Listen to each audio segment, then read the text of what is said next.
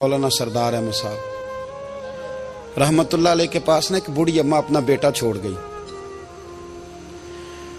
तो हजरत साहब ने को 2, 4, 5 महीने रखा। तो बाद में उसकी अम्मा को बुला के कहा कि भाई तू बेवा है, बेटा तेरा यतीम है, मैं नहीं चाहता कि इसका वक्त ज़ाया हो। ये पढ़ने वाला कोई नहीं, सारे नहीं भाई पढ़ने वाले होते। अब यहाँ उलमा बैठे हैं, मैं बेअदब भी ना हो जाऊँ।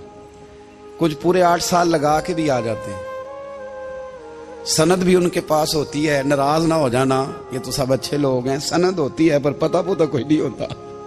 ये आला हजरत ने लिखी है बात। सनद होती है, पूरी डिग्री होती है, उस पर कई लोगों के साइन भी होते। तो बहुत सारे तालिब इल्म ऐसे होते हैं जो मदारस में कहते हैं मैं फाजल फलां हूँ, लेकिन कोई शय पास। तो मौलाना सरदार अहमद साहब मुहद्दिस आज़म पाकिस्तान रहमतुल्लाह अलैह उस बूढ़ी को कहने लगे तेरा बेटा कुंद देना है, पढ़ना पढ़ाना इसने कुछ भी नहीं। तो यतीम बच्चा है, कल को तू कहेगी कि मेरे बेटे ने वक्त ज़ाया किया तो वापस ले जा। बूढ़ी अम्मा रोने लग गई, कहने लगी मैं पढ़ाने तो नहीं लाई थी, मैं तो आपको रब का वली समझती हूँ, मैं तो नौकरी कराने लाई थी। नौकरी हजरत अनस बिन मालिक कहते हैं मेरी अम्मा भी हुजूर की बारगाह में दे गई थी। हुजूर की बारगाह में ये नहीं कहा था कि या रसूलल्लाह पढ़ा दें, हाँ हाँ मैं जिम्मेदारी से बात कर रहा हूँ। ये नहीं कहा था हुजूर मुजाहिद बना दें, ये थोड़ी कहा था कि या रसूल अल्लाह सल्लल्लाहु ताला अलैहि वसल्लम से मुफस्सिर मुहद्दिस मुहक्किक मुफ्ती बना दें। हजरत अनस की अम्मा कह गई थी सोनिया जब तक ये रहेगा ना आपकी नौकरी करेगा, ये घर के काम काज करेगा, ड्यूटी करेगा, हुजूर ये आपकी नौकरी करेगा। तो मेरे महबूब ने फिर दुआ कर दी, अल्लाह इसे बरकत अता फरमा। तुम समझता है खिदमत वाला खाली रह जाता है? जितना जायका खिदमत वाले को मिलता है, जो उसके नसीब में आता है, वो किसी का नसीब कहां भाई। हजरत अनस कहते हैं हुजूर ने दुआ कर दी, बरकत की। मुझे तो खेती बाड़ी आती भी नहीं थी, पर लोगों के बाग में साल में 1 दफा फल लगता था, मेरे बाग में 2 दफा लगता था। हुजूर ने दुआ कर दी अल्लाह इसे औलाद दे। फरमाते हैं मेरे बेटे, मेरे पोते, मेरे नवासे, मेरी बेटियां, फरमाते हैं मैं जिंदा हूं और मेरी 100 औलादे मौजूद हैं।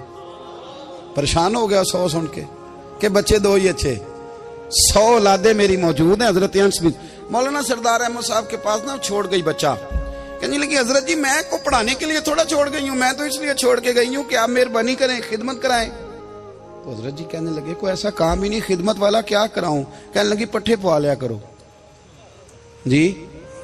उन लड़ पेंदे ने, कहने ने बच्चे काम कर दें मदरसे का। हालांकि अब कहाँ बच्चे काम करते हैं, अब तो गुजर गया दौर, अब तो बच्चे काम कराते हैं। अब बच्चे भी नाराज हो रहे हैं, घूर घूर के देख रहे हैं। सही पह रहा हूं आपको, बच्चे काम कराते हैं, बच्चे कहाँ काम करते। कहने लगी ये चारा डाले करेगा आपकी भैंसों को। तो हजरत ने उसको कहा कि बीबी चारा मेरी भैंसों को डालने के लिए मैंने बंदा रखा हुआ है, तो तू जा ले जा। कहने लगी हाथ बांध के हुजूर मेहरबानी करें रख ले, चारा डालेगा। और पुत्र तवज्जो से चारा डालना हजरत की भैंसों को। रोने लगी, हजरत ने रख लिया, महीने का खर्चा भी देते। शाम को ना वो सारा दिन काम करता, शाम को आके पैरों में भी बैठ जाता, हजरत जी लाएं तेल थोड़ा सा, पैर ना दबा दूं। 8 साल साथ वाले पढ़ते रहे, ये बेचारा नौकरी करता रहा। मेरा रूप भी नहीं ते मेरा रंग भी नहीं, और मैनू यार मनान दा टंग भी नहीं। कभी कभी ना हजरत बिलाल हबशी फारग होते ना, तो नबी पाक की बारगाह में अर्ज करते हुजूर कोई काम तो नहीं, सारे हो गए, हुजूर जाऊं जरा, चले जाते। एक दिन सलमान फारसी कहने लगे या रसूलल्लाह ये बिलाल कहाँ जाता है। फरमाया जा देख के तो आ। हजरत सलमान वापस आए तो आके रोने लगे, कहने लगे सोनिया जब यहाँ से जाता है ना तो जाके सैयदा फातिमा की चक्की पीसनी शुरू कर देता, बीबी साहबा के काम करने लगता है, घर में जाके असनैन की ड्यूटी करता है, वहां भी काम यहाँ भी काम। वो चारा डालता रहा, उसने चारा डाला। हजरत मुहद्दिस आज़म की भैंसों को दस्तारे फजीलत का वक्त आ गया, सारे पगड़ियां सजा के आ गए, आज दस्तार होगी।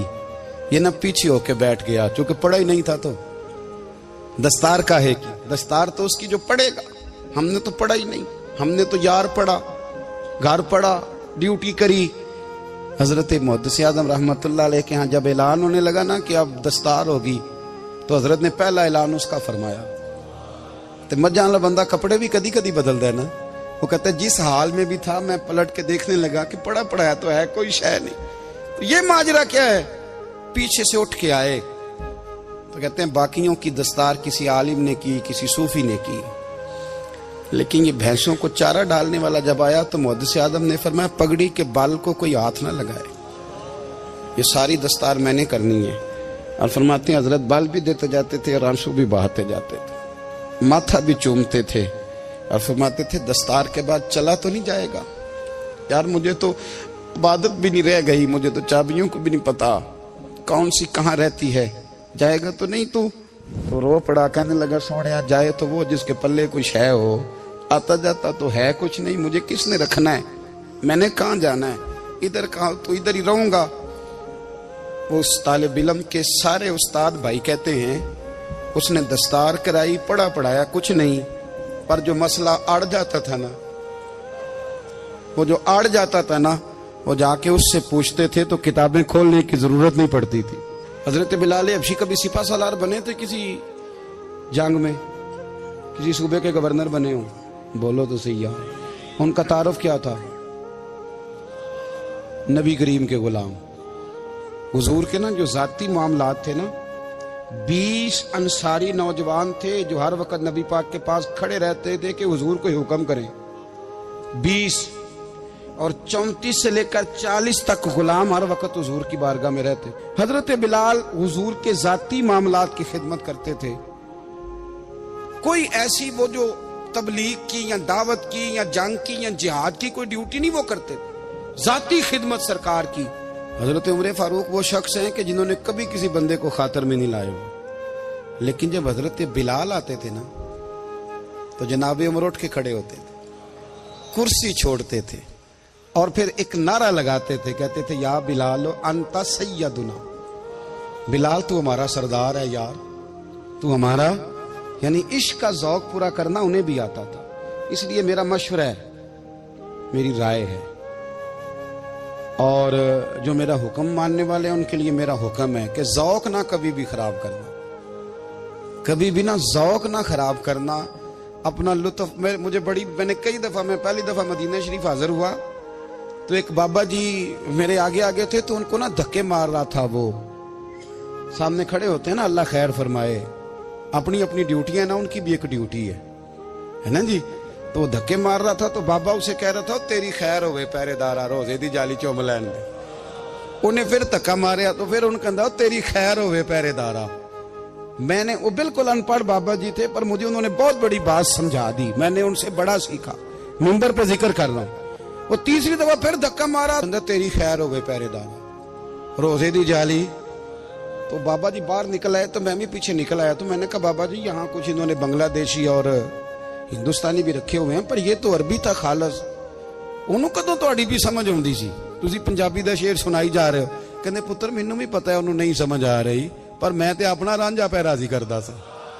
ਮੈਨੂੰ ਪਤਾ ਹੈ ਉਹਨੂੰ ਕੱਖ, ਉਹ ਯਾਰ ਅਸੀਂ ਰਾਂਝਾ ਵੀ ਤੇ ਰਾਜ਼ੀ ਕਰਨਾ ਹੈ ਕਿ ਨਹੀਂ, कि सारी जिंदगी किलो काल के झगड़े में पड़े रहना है। ऐ इश्क तेरे सदके जलने से छुटे सस्ते, जो आग बुझा देगी वो।